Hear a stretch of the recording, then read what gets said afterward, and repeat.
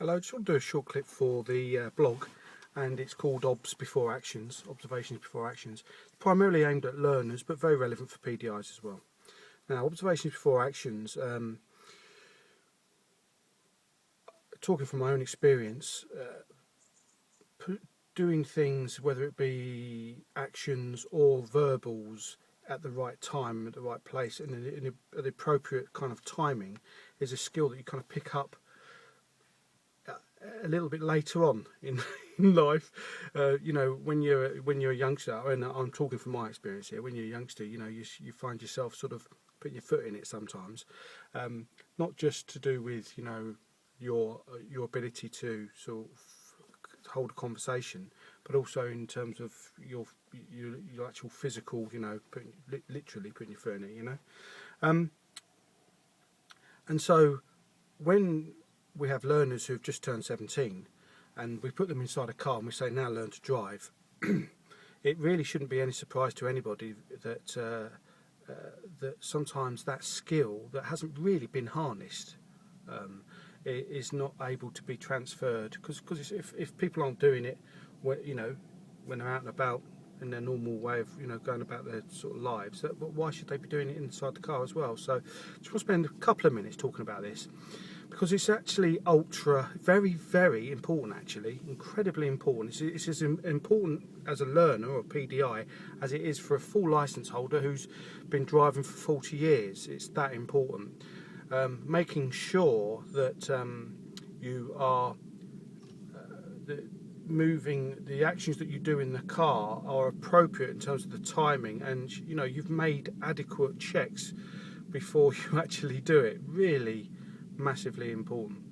So let's give some sort of real life examples, just a few that I can think of that where this is kind of exposed as being a particular problem. I don't know if anybody does any work on Skype, talking to groups of people on Skype. If it's not structured properly, what you find is that people are talking over each other because they're not able to see each other. If you're not able to see somebody, you can't read their sort of you can't do the body language, can you? So you can't see your prompt, your cue to actually say something. Same thing with Xbox, when you're doing on the live with the games. If you listen to that, people all talking over each other, in much the same way as in a large meeting. When is the right time to chip in? If you've got 12, 15 people around a table, all having a discussion about something, when is the correct time to be chipping in? It's a skill. This is a skill. Much the same way as if you're swimming. I've just been swimming myself, and if you're swimming, and if you're actually doing a concerted swim, and you've got to navigate yourself way around people who are perhaps doing it for more social reasons, it's an actual skill. You'd know about it if you start banging into people and start sort of. You're going to know about it, and it's exactly the same in a car. The only difference in a car is that you're in this. It's almost like faceless, really, isn't it? Because you're inside your car, so when something goes wrong, people are more prone to react to you because they can't see you. If you bump into someone when you're swimming, oh, sorry about that, and it's done, isn't it? Tesco's, you trolley, you hit somebody or bang into somebody else. Oh, sorry about that, and it's sorted. But when you're in a car, not quite so easy. You haven't got the eye-to-eye contact necessarily, and so it's that much more difficult to immediately apologise, to come to some sort of an agreement. And also the stakes are higher as well. Bumping into someone when you're swimming is not quite the same as having a collision in a car.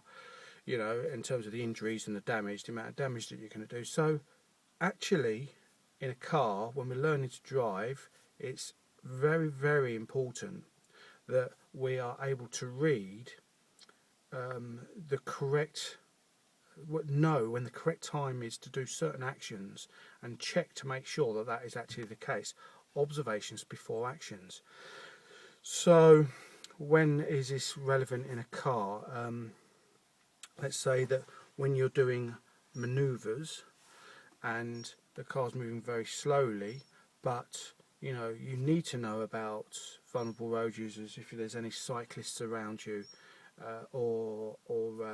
actually any road users coming towards you, even pedestrians coming towards you on the footpath. You need to know about. You need to be checking those because you need to take those into account, don't you?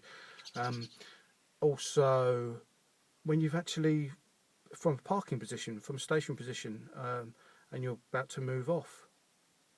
You know, if you don't do those relevant checks, those observations to make sure that that is the correct time to be moving off, wow, you imagine, you know, that is a big deal. That can really, really affect people, other road users, and the consequences are real, aren't they? You might not see, if you don't do proper, appropriate observations to spot the cyclist or the motorist or the scooter or pedestrian or kid or something on a footpath. You know, this is really big stuff. Reading crossroads, meeting situations, you know, where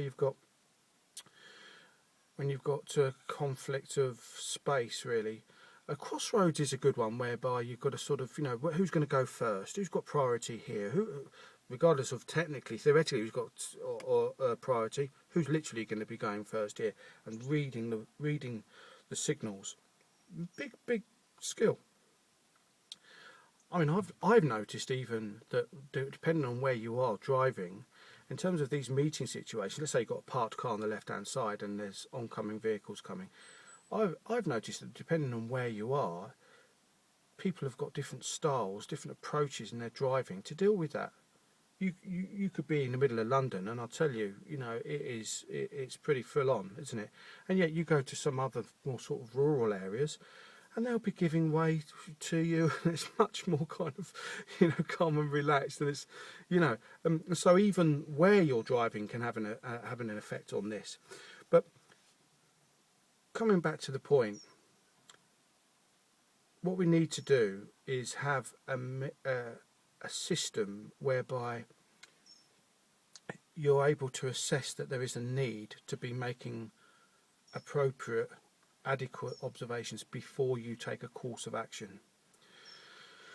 And there can be a structure to that as well. If you think about it, it's very, very necessary to have a structure, actually, so that it's consistently good. It works for you. You're going to do it for the rest of your life, because that's how you learn how to do it, and that's how you're going to do it for every single day that you're driving. You're going to do it this way.